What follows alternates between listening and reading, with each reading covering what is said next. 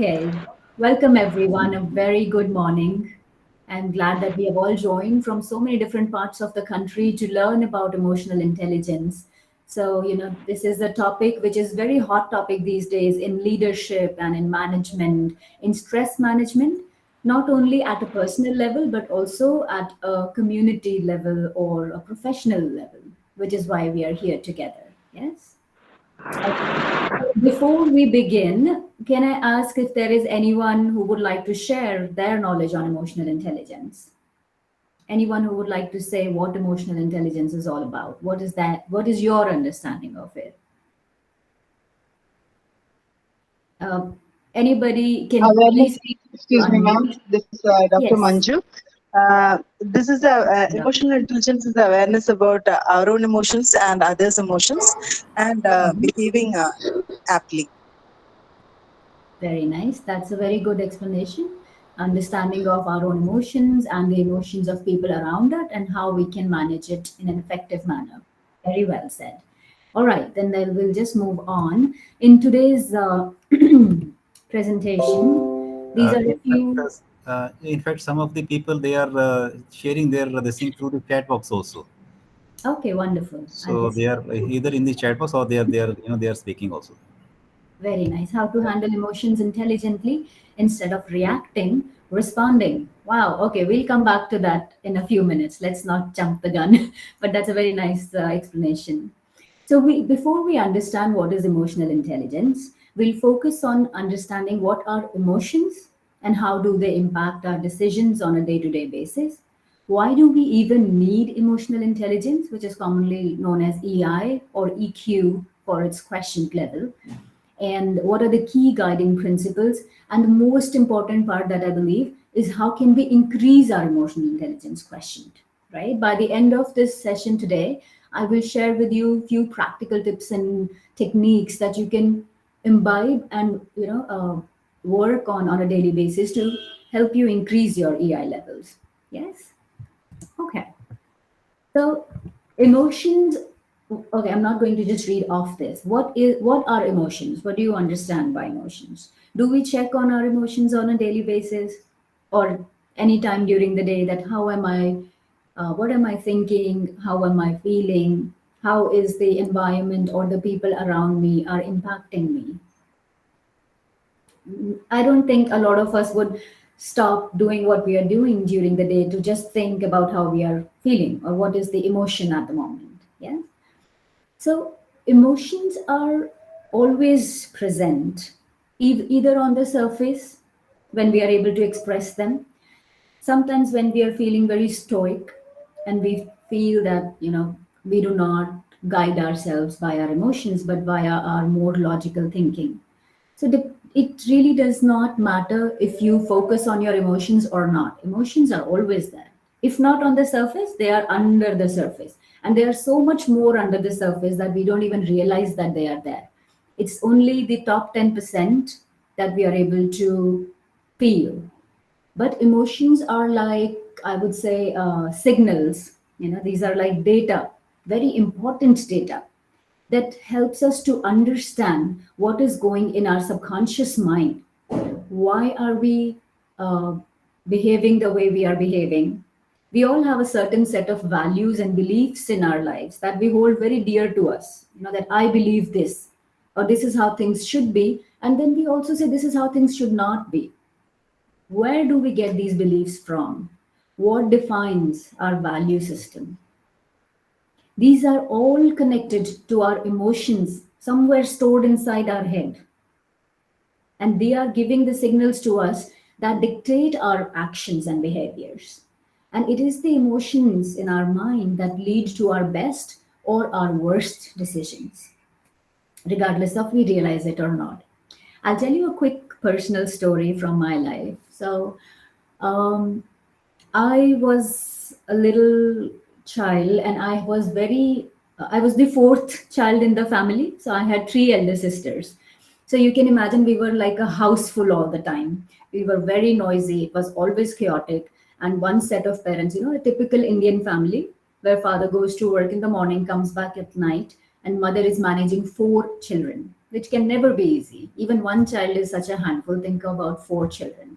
So I always felt that I needed the most attention because I was also the youngest of four.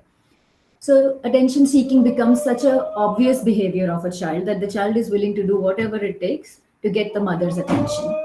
So I always had these very high and intense outbursts of emotions, not just not just crying for attention.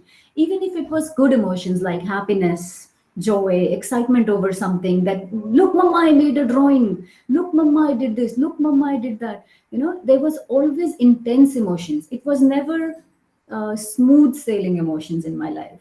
So when I grew up and I first time heard the term emotional intelligence, my first thought was, wow, I must be very emotionally intelligent because I have so many emotions. And my emotions are so loud and so I am so expressive. That means I must be emotionally intelligent, right? But then I was very fortunate that my company organized an emotional intelligence session and I attended an 8-hour training. And that training that day was the biggest eye opener for me when I realized that almost 3 decades of my life, I have only lived on continuous autopilot. I never paused to think that, is this what I want? Is this how I want to navigate the challenges of my life? Or it's just, being driven by emotions all the time. Where is the logical thinking? Just because we have too many emotions, or, on the contrary, just because we have too little emotion does not make us emotional intelligent. When I learned about it, I started observing people more closely. I found in the leadership roles, especially in the management roles, I met a lot of people, I worked with people who were very regulated. You will see them always very composed. They always have this face that, they know everything, they are very sorted.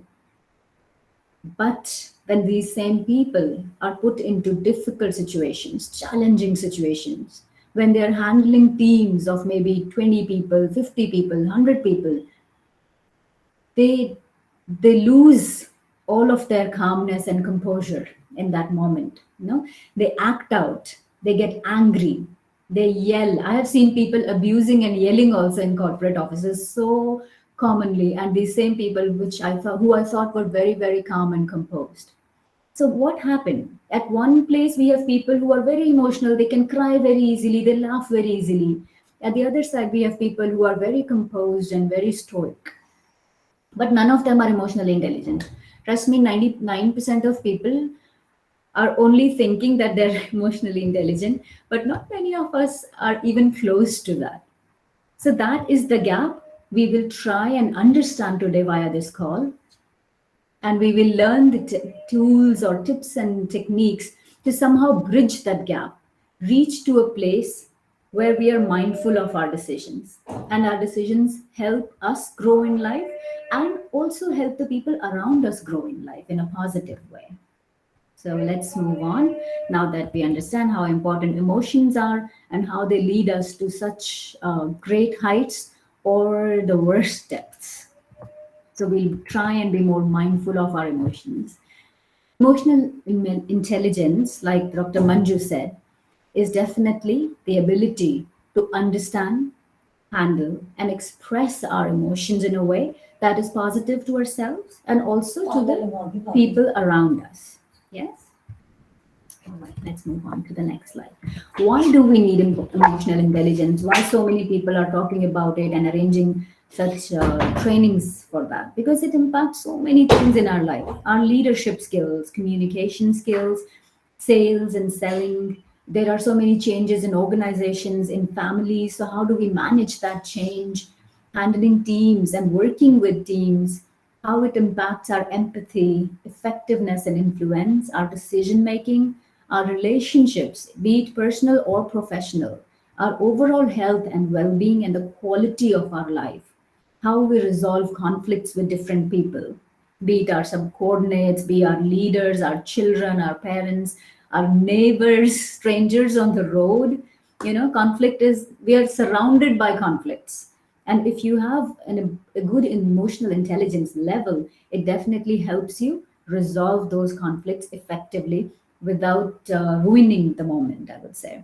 It helps become more resilient. It helps us in problem solving, better coaching, and how we influence, convince, and persuade people to do the right thing, I would say, not just to do what you want. Yes. So there are so many advantages of being emotionally intelligent. So let's see. Before we move on to learn anything more, let's do a quick exercise. I can't see people. Okay, I've just off the chat for a moment. All right.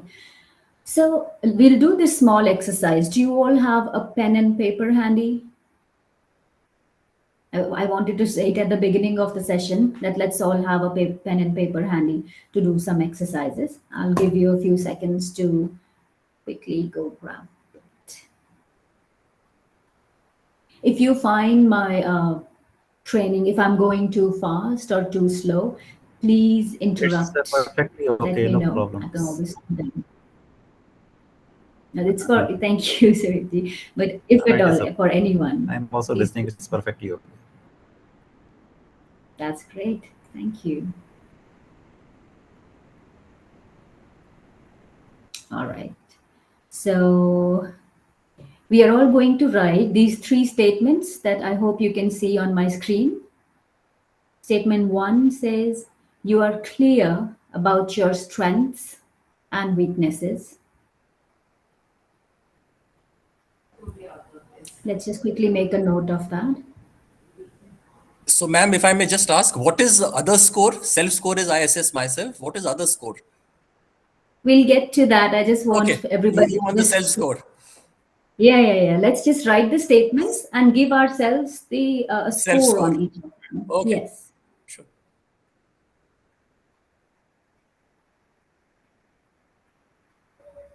You have clearly defined values and beliefs, and you have an understanding about how your emotions affect your performance.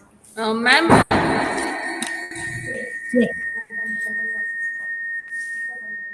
Yes, please go ahead. yes, ma'am. Is is there any maximum value which we have to assign to self score? Yes, I was going to come to that. I thought I'll give everybody a chance to note down the statements first. So we have between 1 to 10, 1 being the least and 10 being the maximum. Right? If you are very, very clear about your strengths and weaknesses, then definitely please go ahead between anywhere between 7 to 10. If you think this is some area where you are unsure, then we may be between 1 to 4. 5 and 6 are, medium, where you are clear, but you could do better. So I usually split it between 1 to 4, 5 and 6, and 7 to 10. But this is not a rule. Think for yourself and give yourself the scores between 1 to 10.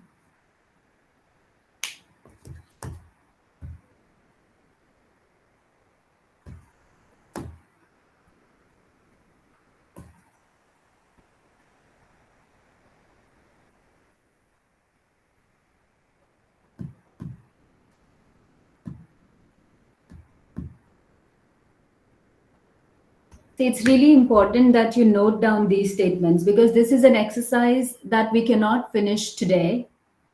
After you give yourself these scores, I want you to think of a person that you trust. It can be a friend, a colleague, a relative, a sibling, even a parent, anyone who you think really, really knows you well, has spent that kind of time with you to know you really well. I would not go to a partner. Let's not give it to our husband or wife. That's definitely a recipe for disaster. But anyone that you feel is someone who knows you well. So today in this training, I want you to give this score to yourself.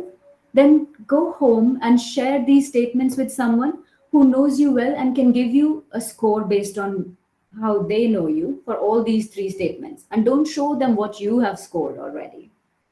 Okay, let them think on their own and give you the score. And then you see the gap between your score and their score. For example, let's say your strengths and weaknesses. If I think of my strengths and weaknesses, I would maybe give myself a score of, let's say, 7. But I go to a friend who might give me a 9. So there is where I see myself and where my friend sees me.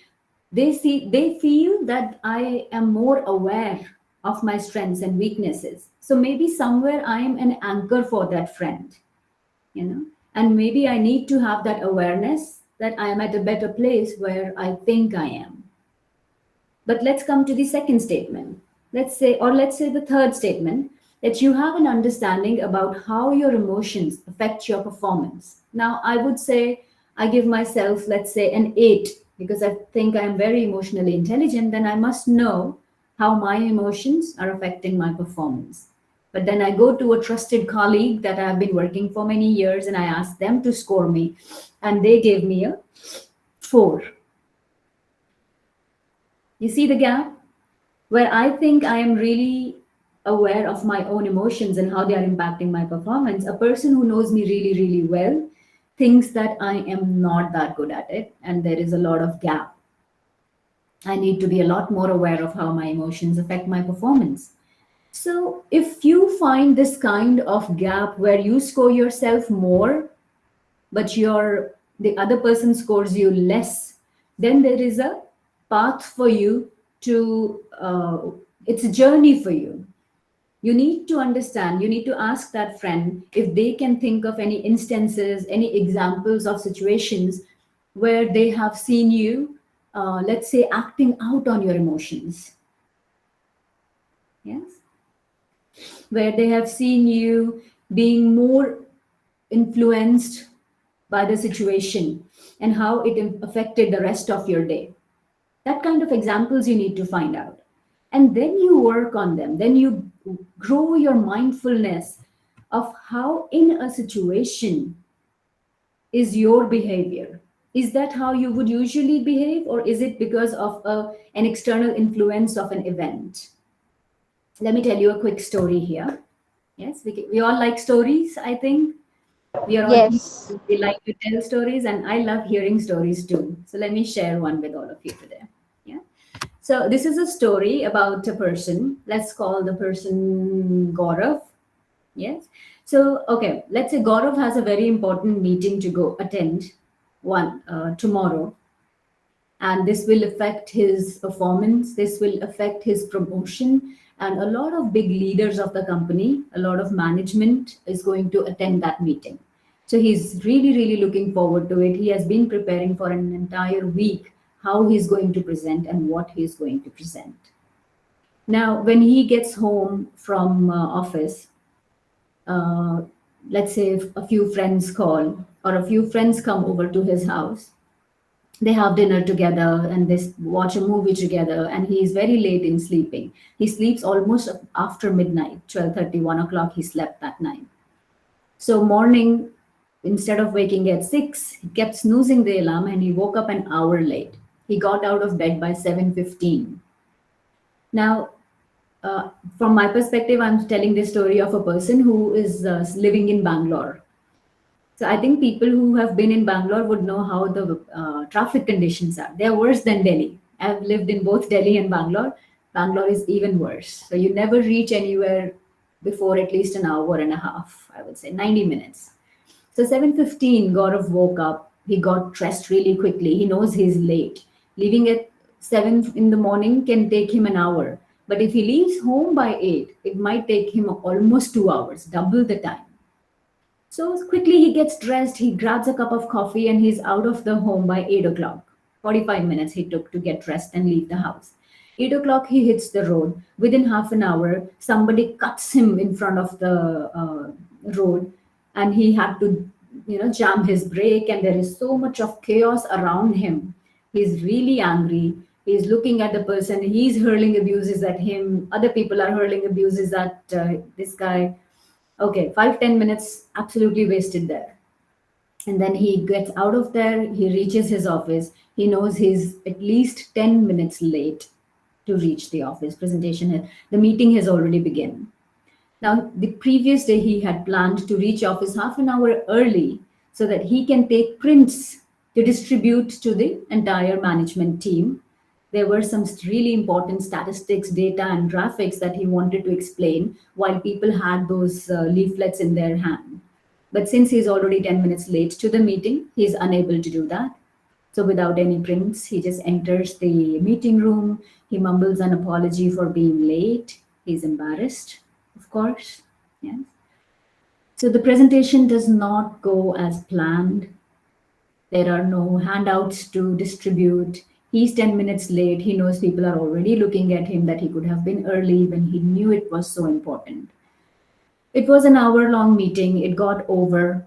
He's very disappointed in himself by the way the day has gone by, the way his meeting has gone, something he was looking forward to for months. But what's done is done. Meeting is over. Gaurav goes back to his cabin. So after the meeting, there was a planned induction. There were new joinees in the office that he was supposed to give an hour induction to those people, introduce the company, their role, the culture of the office. You know, when people join, I still remember my first day at office, how exciting it is, first day at work. So there are 20 people who have just joined and they are waiting in an induction room that some management, some leader is going to come and explain us things. Okay, Gaurav enters the room. He welcomes people to the office, to the company, and he tells them he has a very busy day. He does not have time to sit with them for an hour. If anybody has any questions, please, they can come back to him later or contact the HR. That's it, 5 minutes he spent with them and he goes back to his cabin. Later, the HR people find out that the induction wasn't done as planned. So the HR came to Gaurav's office and asked him what happened. The induction was supposed to be an hour. You were out within 5 minutes. The new joinees are very lost. They don't know where to start. So he just, he acts out. He lashes out at the HR person saying that I have a lot of important jobs in this office. Okay, I have projects to manage. Don't put me in these kind of ridiculous programs of induction and all. There are a lot of other people in the office who can manage induction for sure. Next time, don't put my name in it. Thank you. Fine, that also done. The entire day goes by like that.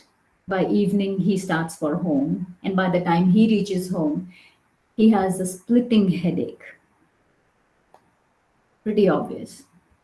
So think about the entire journey from morning till night. He had a bad meeting. He had a fight on the road. Yes. He gave a bad experience to the new joinees who they had their first day at office. He behaved really meanly to the HR person, and he barely worked for the rest of the day. And then he came home and he has a headache, which I'm sure he's going to transfer to the other people in the house.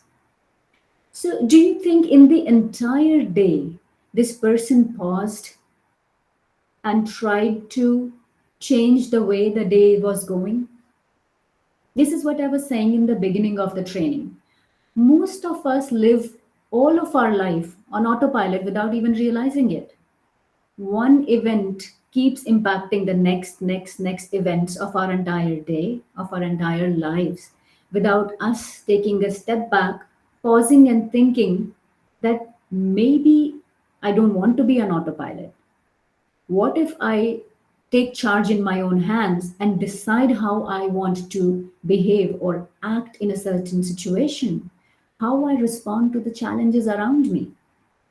Just because I had a bad meeting, I still have the power within me to give an amazing induction to the new joinees that they will remember for maybe the rest of their lives. Isn't it? Maybe I'll have the rest of my day as a very productive day.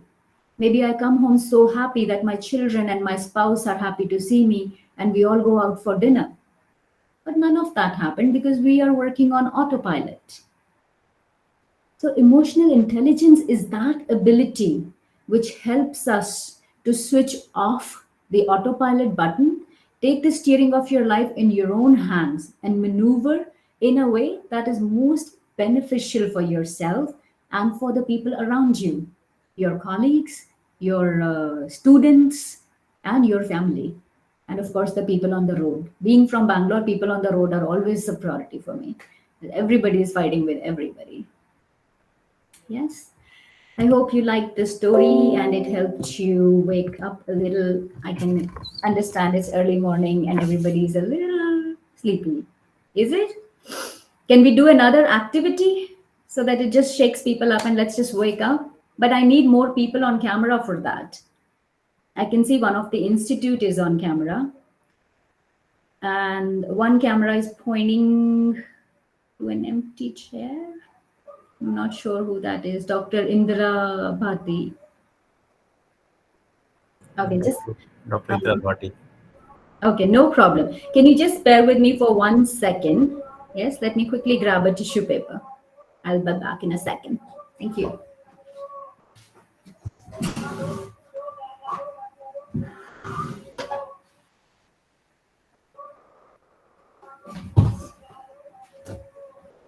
Okay, here I am. So we'll do a small activity that will help us wake up a little.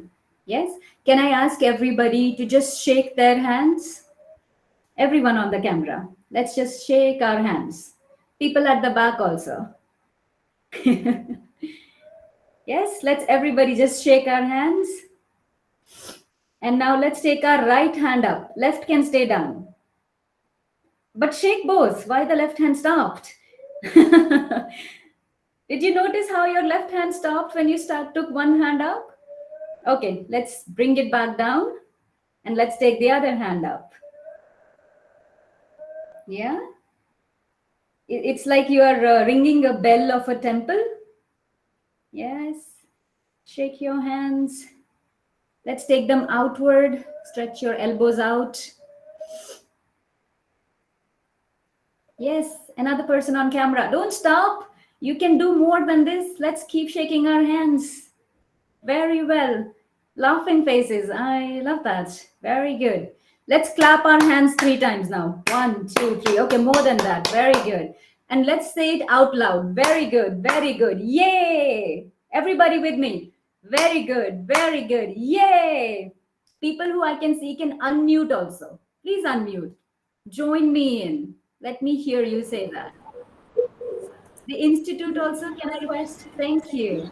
All right, together with me on count of 3. 1, 2, 3. Very good. Very good. Very good. Yay. Come on.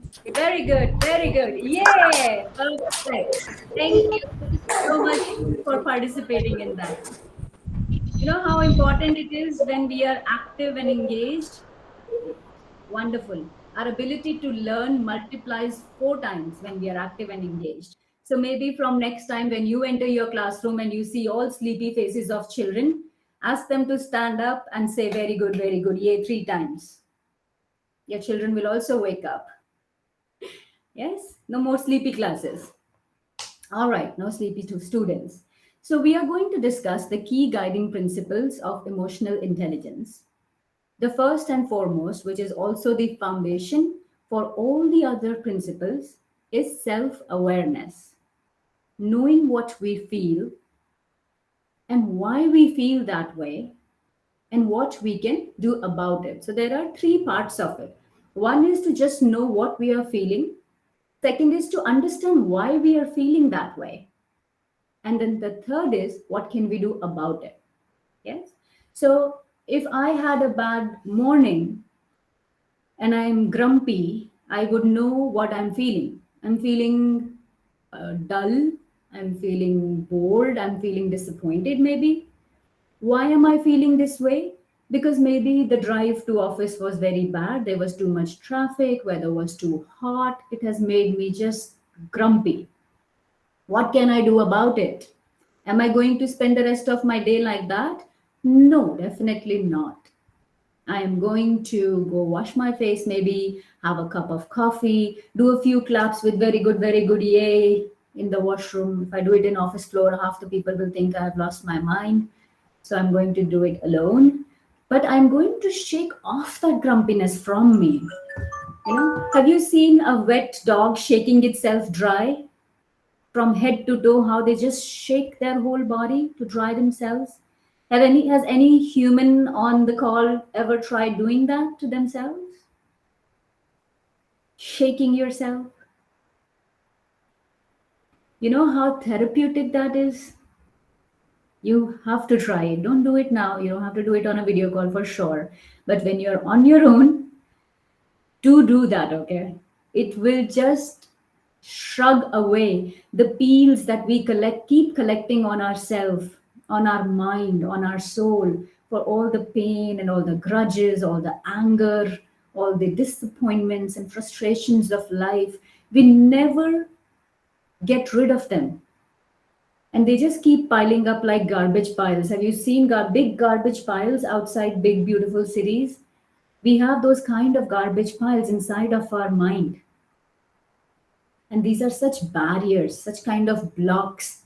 They do not allow us to grow in life.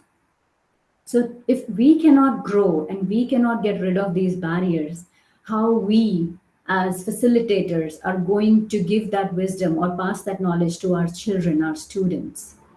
So I really, really urge all of you to today try and just shake it off. Like really, really, from head to toe, from your arms, your shoulders, your head, your entire body. Shake it off and see how you feel after that.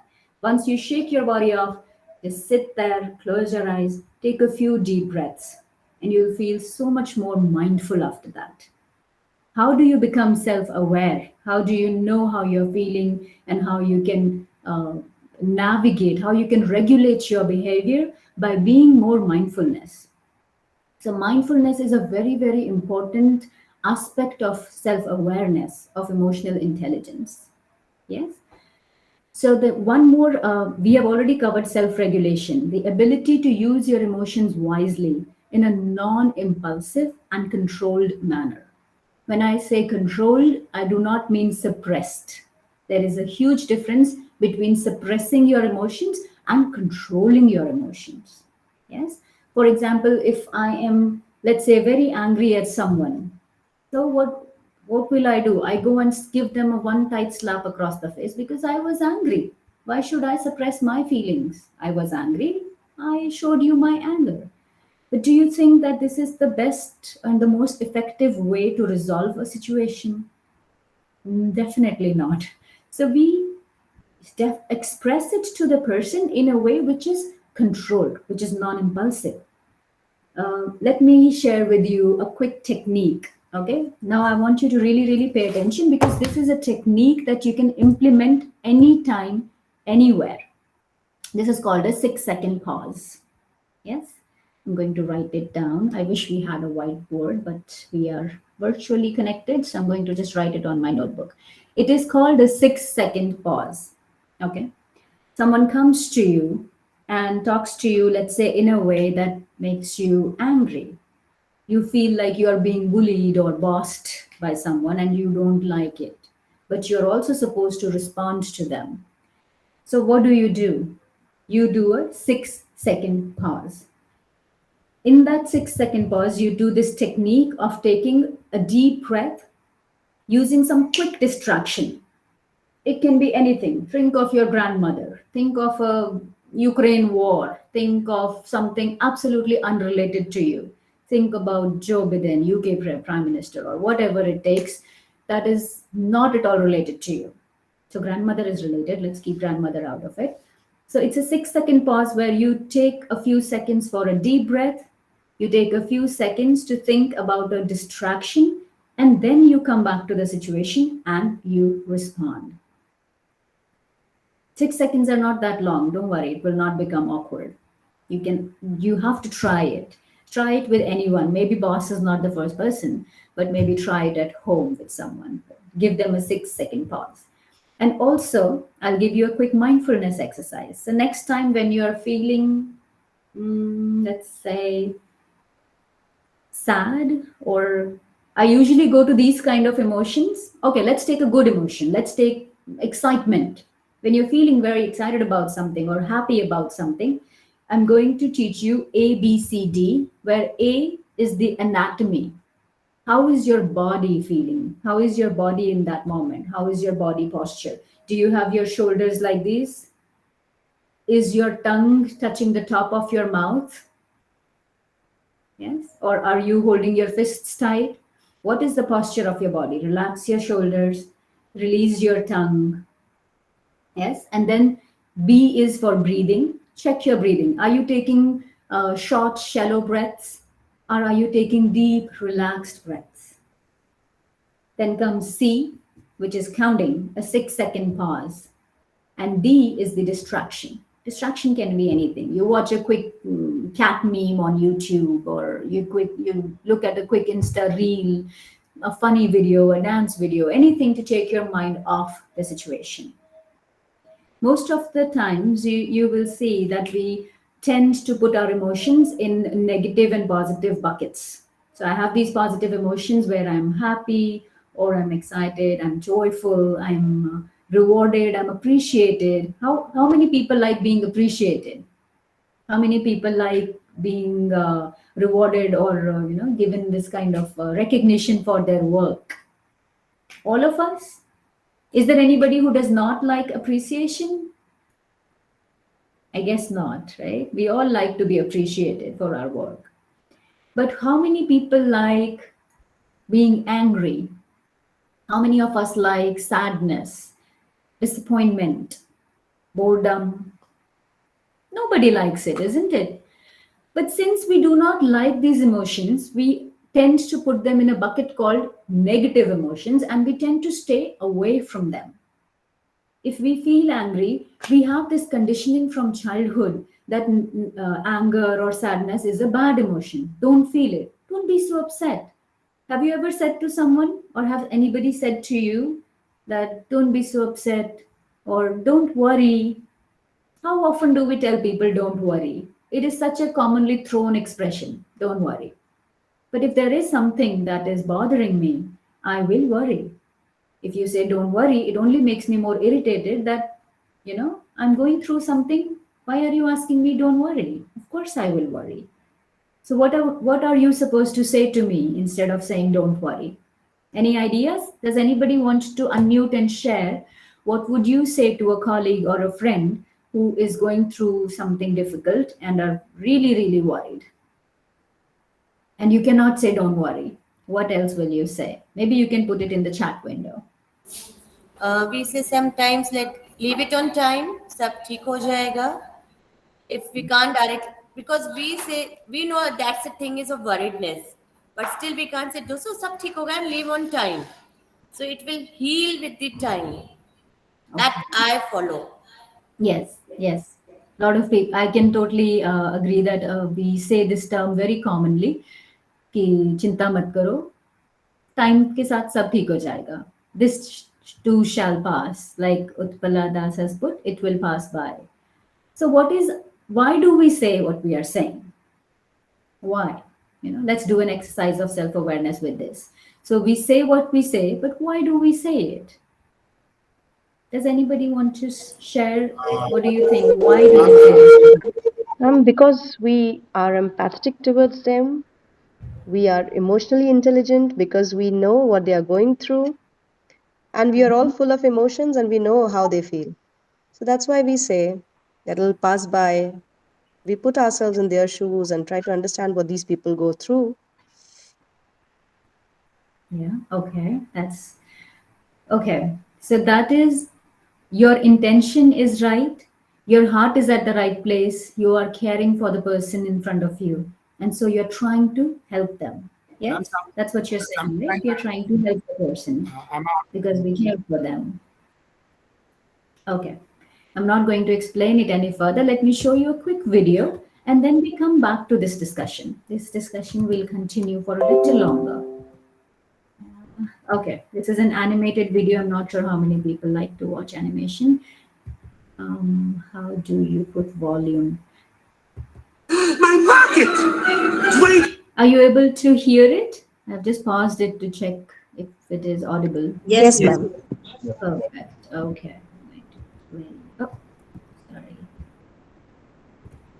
My rocket! Wait, Randy and I were still using that rocket. It still has some song power left. Who is your friend who likes to play?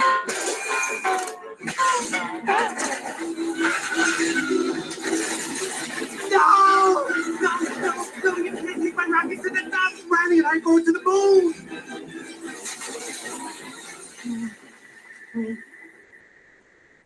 Riley can't be done with me.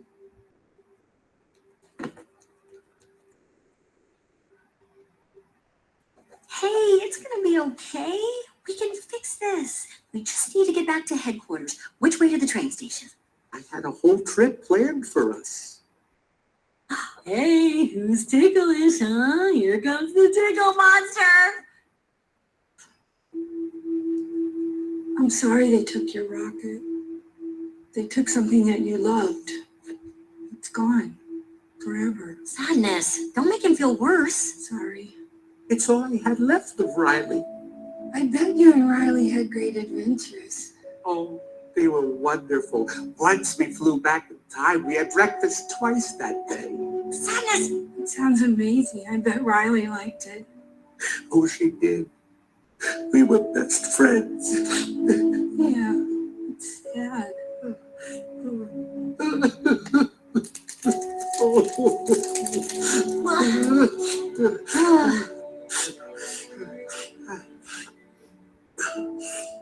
I'm okay now.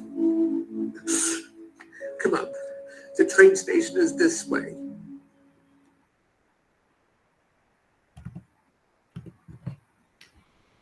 Okay. Does anybody want to share what you... Okay, let me first quickly give a context of the video. So we see three people in the video. We'll just call them people, even though it's an elephant, obviously. So these three people in the video, okay? The elephant has a broomstick, which he uses to travel and meet his best friend. And that is the only broomstick that can take him to the moon and meet his best friend. But a garbage collecting vehicle came and put everything away. They threw it down the hill. He can no longer get it back. And he's sad. He's devastated that he's probably never going to see his friend again. So what is the other friend, the first friend, trying to do? Well, they are Consoling him. exactly, they're trying to cheer him up because she's a good friend, because she cares, and he is sad. So what do we do when someone is sad? We try to cheer them up. We tell them, don't worry, this can be fixed. We'll find some other solution. I will take you to the moon. Let's find a train to moon, right? Because our heart is at the right place. And because we care for that friend who is so sad, that we immediately jump to tell them to not be sad. And Arvind is raising their hand. Arvind, please unmute and feel free to discuss. Hi, ma'am. Hello. Actually, I feel like there are two people. One who actually scaring the guy, other one who actually understanding the pain. And sometimes we need a hand who just hold them up for a while. Maybe that pain require that support of a shoulder that we can cry. But later on, we require the cheer guy as well, so that life should go on. Absolutely. Very well said, Arvind. You're absolutely right. So every person, I would say, in this world needs these two friends, the one who will empathize with us and the other that would cheer us up, pull us up, and not let us just drown in our sadness. Absolutely right. We need both of them. And the context of this video in terms of emotional intelligence is that we be that person. Now, we all have the ability, the power to be both of these friends. We don't have to choose to be one of them. We can be both of them, right? If we really, really want to be, we can be more than that. So if tomorrow you find someone who is down and dull and is in grief, we don't quickly tell them to get over their grief, or we don't try to, we don't try to tell them that this too shall pass. Everybody knows this. See, we have all heard these quotes and we have all probably said it to other people. So we already have that knowledge that I need to get over this and I shouldn't worry. Worrying is never going to resolve it. Or, this will pass with time and I will get healing. All of that I know already.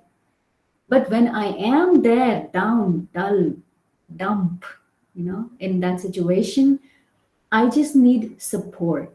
I need validation. Your keyword here in empathy is validation. Sometimes we just need someone to tell us it's okay to not be okay. It's okay to feel sad. It's okay to worry. Considering you are going through such a challenging phase of your life, it's only natural to feel worry. I'm with you. You know, there is so much tremendous power in validation. I'll quickly tell you another personal story. It just reminds me of something unplanned. So I was in Bangalore, going my daily life, going to office, coming back, cooking food, and the next day going to office, coming back, cooking food. It's like a cycle, repeat, repeat, repeat, right? 9 day, 10 day an hour office is there, and 3 hours of travel is there, 1.5 hour to go to office, 1.5 hours to come back. So the day-to-day life itself is so challenging. You're spending 10 hours at work, 3 hours in travel. So you're like 14 hours are gone. Maybe you sleep for 8 hours. You're done. 24 hours done, right? Maybe another 2 hours somewhere you eat also, or you do your morning rituals. So you barely have any time for anything else, Monday to Friday at least. So I had a friend coming over to Bangalore. She was traveling from Delhi, and she also had some office related work in Bangalore. She called me and said to me that I'm coming for this date, but it's only going to be weekdays. Let's try and meet. So we'll meet up. We are childhood friends. You know, childhood friends have this kind of right on each other that we don't say, let's try and meet up. We just say that, okay, I'm coming on this date. And we just assume that the other person will be there for us. So did my friend. She assumed that I'll be there for her. But I was so engrossed in my day to day life that I could not take out the time. I didn't even remember the date she was coming.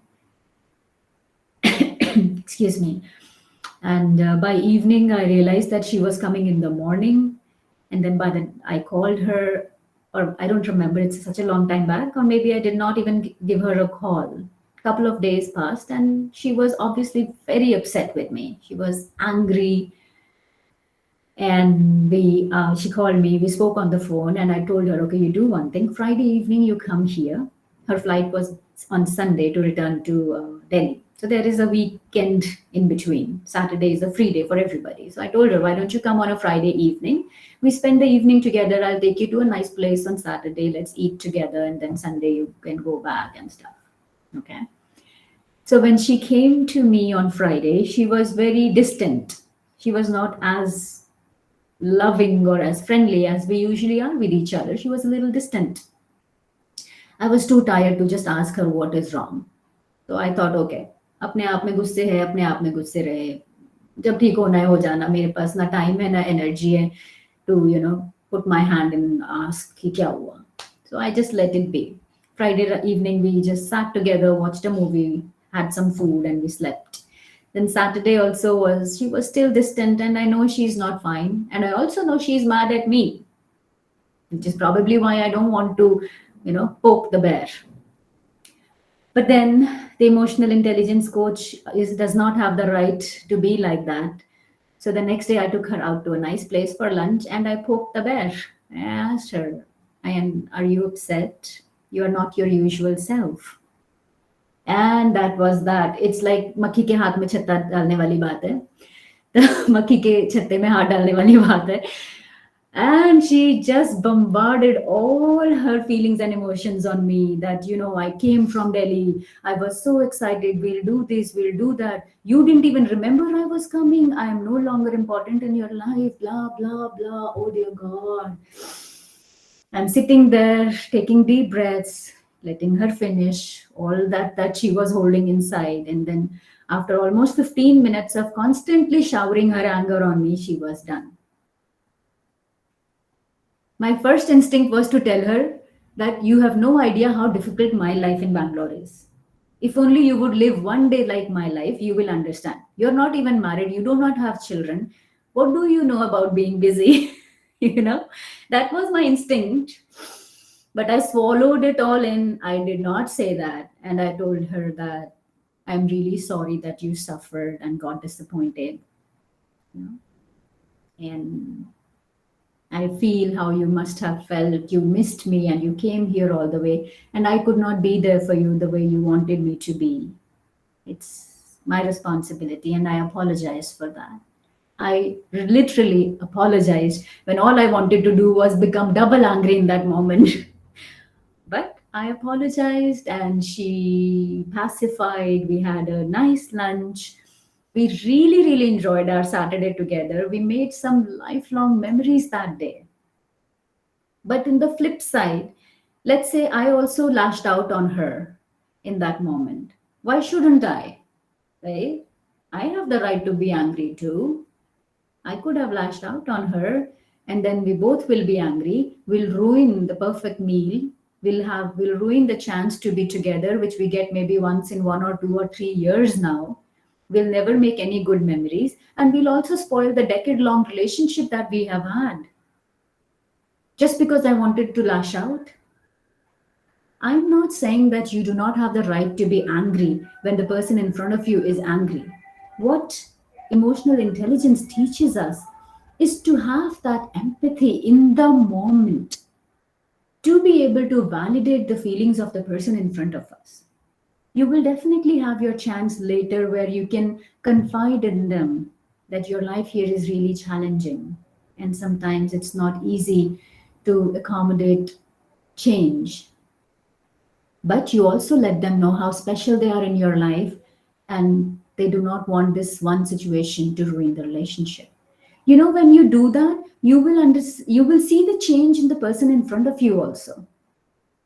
They will also understand the situation and everything will be so nice.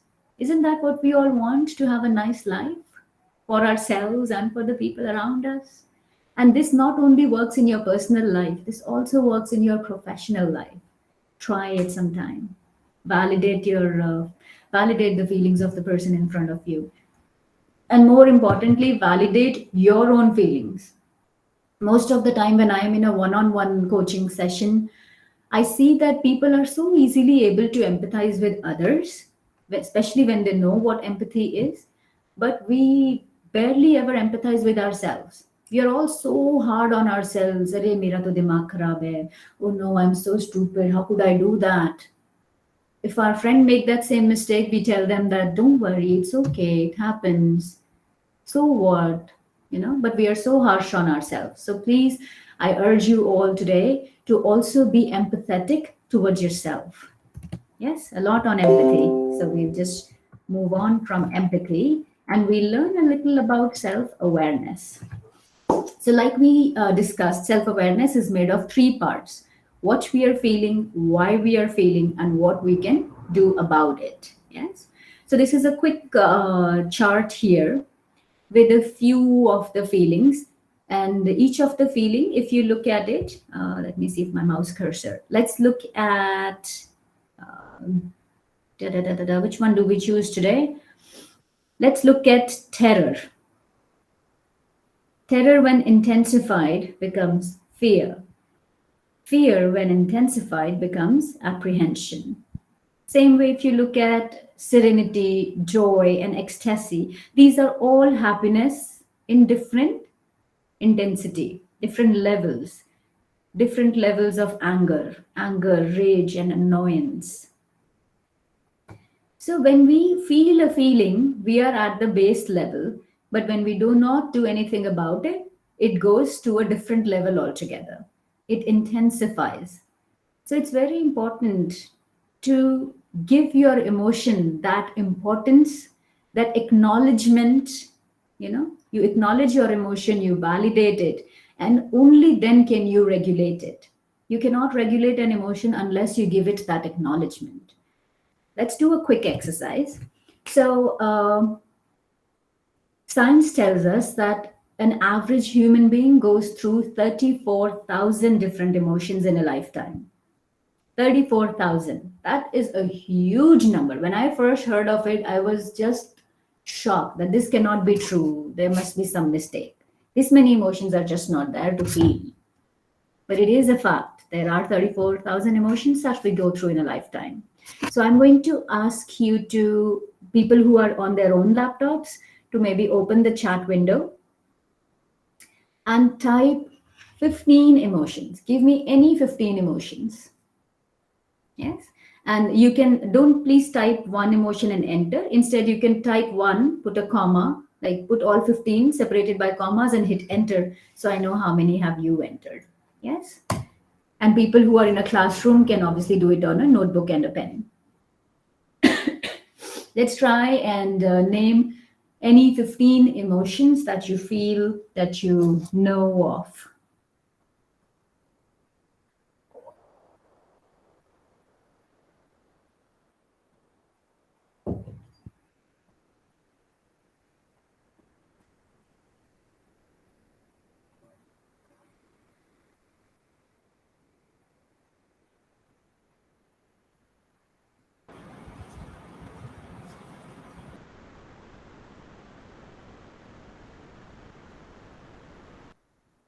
And I'm very curious what people in the classroom are writing because we are not being able to chat. So please do feel free to unmute and share what you have written. Anybody? I'm also going to open the chat window.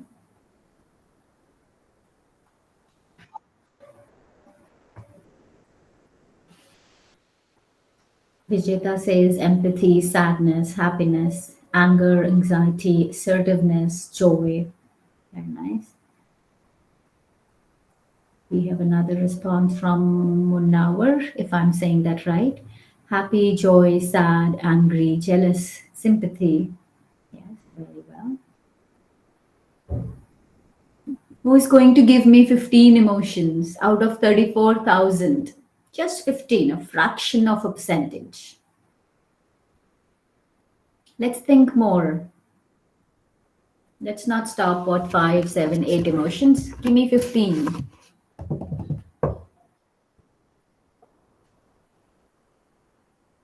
Anybody in the classroom has listed 15 emotions? Please unmute and share. Yes, I see someone walking.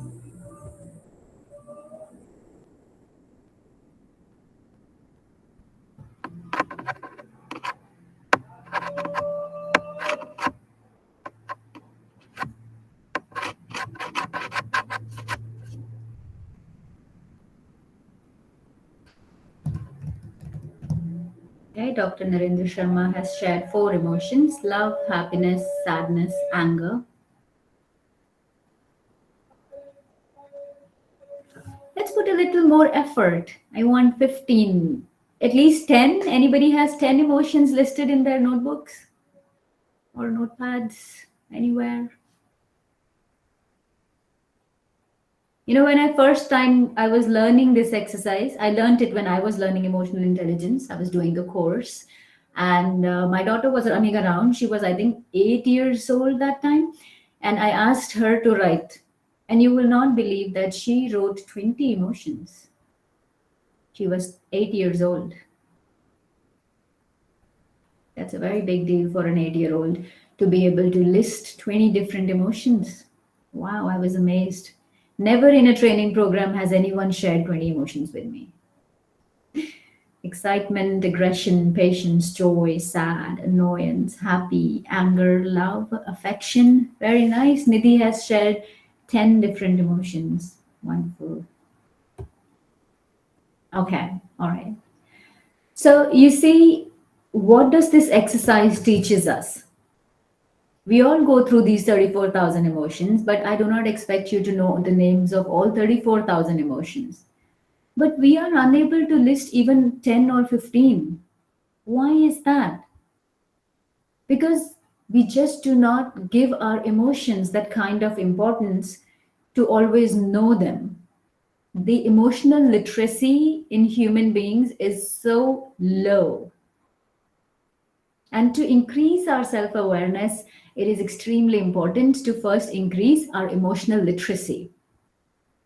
Isn't it? There are so many emotions just hidden in happiness. You can feel happiness, joy, excitement, ecstasy, serenity, 5 different emotions in just happiness. Then you have sadness, there is grief, there is depressed, there is suffering, misery, Then maybe you have anger, fear, and rage, annoyance, ignorance. There are so many emotions that we go through. Like Priyanka has shared love, joy, happiness, sad, anger, overwhelming, proud, surprise, anxiety, nervousness, jealous, breakdown, affection, patience, pain. Wow, brilliant. Thank you so much, Priyanka.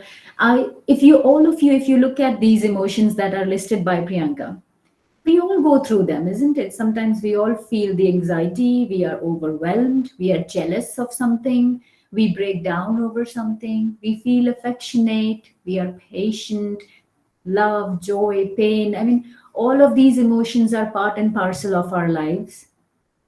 But are we mindful enough towards them? Do we acknowledge when we are feeling them? Very rarely. So that is an exercise in emotional intelligence that tells us to be more mindful. And there are a lot of mindfulness exercises that we can do to learn to be more mindful. So I am going to quickly jump to this slide, which tells us how we can increase our EQ, our emotional intelligence quotient. So the very first thing, of course, is the will to change. Be mindful and intentional. You have to have that intention in your thinking and in your heart that I would like to change the way I have been. Most of us would like to think that I'm so smart, I know everything. Why do I need to change? So, unless we have that will to change, there is no way we can be more mindful, isn't it?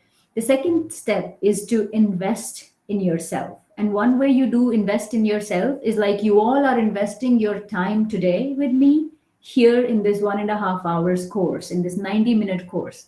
You are investing in your own growth to be more emotional intelligent. What else can you do? You can maintain an emotions journal. I'm not sure how many of you like to journal, but journaling is a very interesting opportunity that can help us learn about our own self. If you maintain an emotions journal, right, you wake up in the day and you write down any 3 emotions that you are feeling in that moment. Then maybe you take a break at around midday, 2 o'clock or 3 o'clock, revisit your emotions journal and write the emotions that you're feeling in that moment. And once towards the end of the day. So 3 times a day, each day, write three emotions. Do it maybe for just a week or so. And then revisit your diary. We revisit your journal and you see that how many emotions do you go through in a day? And when you were going through those emotions, what kind of decisions did you make? What kind of behavior was there? Were you nice to people or were you angry at people? Did you punish someone more than they deserve? Or did you let go of someone just because you were too happy to react? So that emotions journal will really help you to increase your emotional intelligence quotient because it helps you be more self-aware. The third thing in my list here is be mindful of your non-verbal communication. What is our non-verbal communication? Our body language, our breathing. There are so many cues that we give to the people around us without even saying something. The hostility or the joy or the love can be experienced by the person in front of you, even if you don't say anything out loud. Right? Your body language says more than what you can say in words. So, whenever you're going through any overwhelming emotion where you think you might take a bad decision, give yourself a 6-second pause. And what do you do in that 6-second pause? You breathe, you think of some random fact or imagination, and you distract yourself. And you come back to the situation. Next thing, which is one of my favorite things, is stay connected to your emotions by practicing a daily meditation.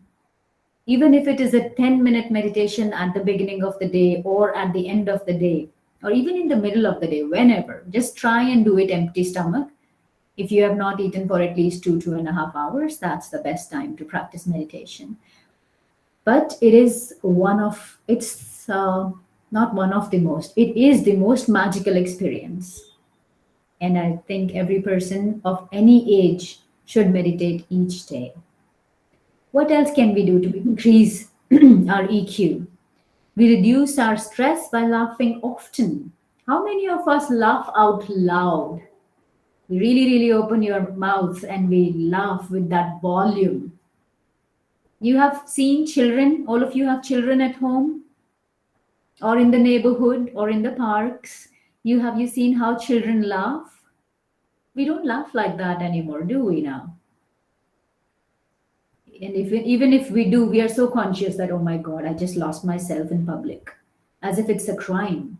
It isn't a crime. Laugh. Happiness is so amazing. Experience it and spread it. Oh dear God, I need charger. Just a second. I did not realize the laptop battery is really low. Okay. So, are you all going to practice laughing out loud and a 10-minute meditation each day? Who is with me? Raise your hand. Tell me if you're with me. Show me a thumbs up. Already I am doing, ma'am. Wonderful. Very nice. Sunil Kumar has raised a hand. Sunil, would you like to share something with the group? Please feel free to unmute. Or are you just giving me a thumbs up by raising your hand, I think? All right. So, and then the last thing is practicing effective conflict resolution by finding middle ground. What is middle ground? How do we find middle ground? So you see, we have two people standing here and here. They only want things their way and they only want things their way. So what is it? It is a conflict. I am not willing to change. I am also not willing to change. So we are, this is like locking horns. Nobody wants to change anything. But emotional intelligence teaches us that if we are able to find a middle ground, a common area. Oh, I wish again I could draw, but I'm not sure if there is a drawing thing here. Okay, no worries. So let me go back to my presentation. I have something similar. Okay, let's look at this one here. The fusion, where two people are able to move forward, compromise a little here, compromise a little from here, and we both find something that we want, but not necessarily everything that we wanted. Isn't that a win-win? That is a very effective way of conflict resolution. And another slide. Yes, ma'am. Yeah, yeah, very well. I'm saying yes, ma'am. Yes, absolutely. Yeah, we should definitely try that. And same way, inside our head also, we have these different parts. Our brain is divided into different parts. We have the prefrontal cortex right here. And then we have an amygdala, an almond-shaped part at the back of the brain. And one of these parts is responsible for our emotions. And another part is responsible for that logical, rational thinking, the data and the statistics, that knowledge, the IQ part, I would say. But when we are able to use both of these parts of our brain together in a fusion, in a medley, that is when we make the best decisions for our life. And of course, for the people around us. It is not about only thinking about yourself. When you make wise decisions, it automatically affects other people also in a positive way. So we use both parts of our brain. Have you heard of a fight or flight reaction? I'm sure everybody has heard. It's a very common term, right? When there is a situation, either we are there to fight it out or we just run away. But I've experienced another one, which is freeze. So I always call it a fight, flight, or freeze situation. Sometimes the situation is so challenging that you don't know what to do. Neither do you run away, nor do you fight. You just freeze on the spot. And that happens to me a lot. I just freeze because I'm naturally not a fighter. And running away is not necessarily an option. Even that takes courage, right? To use your feet and just run away and not get caught in that situation. So I normally freeze. But emotional intelligence, when you are being mindful, when you are in that situation where you have to choose to fight, flight, freeze, what do?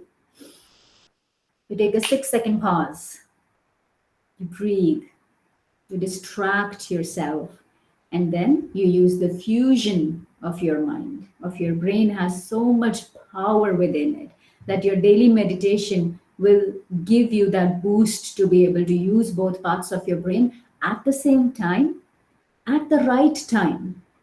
Yes. So I'm saying this again and again because I really, really want you, those of you, of course, if you are not into meditation, do invest 10 minutes of your day out of 24 hours to sit and do a guided meditation. And don't meditate. See, if you are thinking that I'm going to sit with my eyes closed, hands on my lap, and I breathe, my mind is going to go to 100 different places. I can barely sit and breathe. I think of every possibility in the world. I even think of, Ma'am, sorry? emotionally intelligence is the heredity or instincts, or we can develop and also be the conscious more to develop the emotional intelligence to follow, as you told, that to do the some meditation, some other exercise. We can cover and we can control our emotion, and we can become as a wiser and take the right, and we can experience the right emotion. Yeah, mostly we have seen that mostly people in a personality traits we have find some that they are since the born they could not have the emotionally intelligence, even though if you are inculcating and giving the some type of training and some type of the hints to them and trying, they will come also to control the emotional intelligence, but the people are the unable in this situation. What we have to do, ma'am? Great. That's a brilliant question you have asked. Okay. I think we should keep these this next 10 minutes for Q&A. But let me answer that question. We'll answer it in two parts. If I understand, you're asking if emotional intelligence is hereditary. People who have it have maybe taken that wisdom from their parents, or people who don't have it just don't have it. And is there something we can do to people who are unable to be more mindful? How much ever we try, they are unable to be mindful. What do you do in that situation? So the first thing we need to remember is that EI is definitely like a muscle. You know, if you are doing weights every day 1 hour you're spending on dumbbell pushing, definitely you will have nice biceps, shoulder, yes, because you're working on that muscle. See, the more we work a muscle, the more it grows. Same way it works for our brain. Our brain has this neuroplasticity, which means that the more we work on a particular way for our work to brain, the more it will work that way. So if you want to be more emotionally intelligent, you practice it more. You practice it each day, every minute of your day. See, mindfulness is not that difficult. It starts from the very moment you wake up in the morning. You can be mindful. When you brush your teeth, I learned this from my sister. I think you have had 2 sessions with her, Coach Anuradha Chawla. So she will tell you, she taught me this, that when you brush your teeth in the morning, instead, if you're a right-handed person, do it with your left hand instead. Okay, so I started doing that.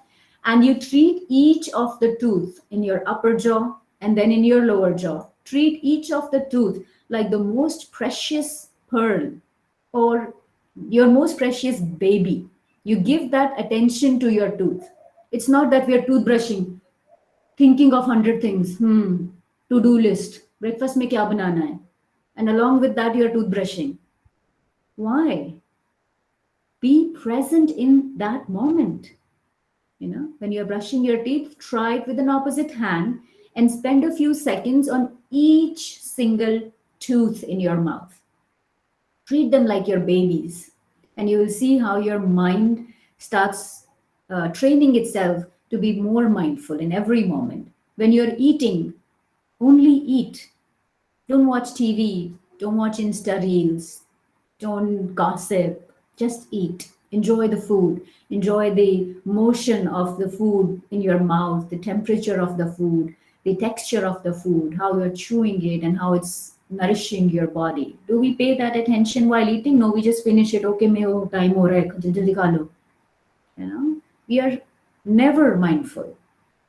So pick your moments in a day, practice mindfulness, and I guarantee you, you can be mindful. It doesn't matter, it's not hereditary. And you can teach it to the people around you, but it is a thing that needs to be practiced each day. I cannot just be mindful today and tomorrow morning I wake up and think, wow, I must be really emotionally intelligent today because yesterday I was mindful. That's not how it works, right? We have to practice something every single day. Yes. So I have discussed with you how are the different ways we can increase our emotional question. There was this exercise that I really wanted to do with everyone, but looking at the time that we have 9 minutes left, I don't want to overstep it, but I'm leaving these 9 minutes to please unmute yourself. If you have any questions, any comments, any experiences that you would like to share with the rest of the team, please feel free to unmute or type it in the chat window.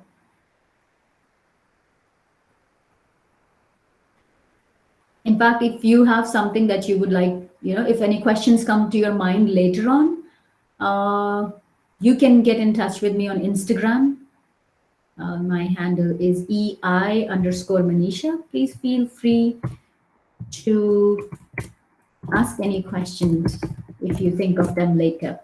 But I would really encourage you to ask them now so that it can be beneficial to other people as well.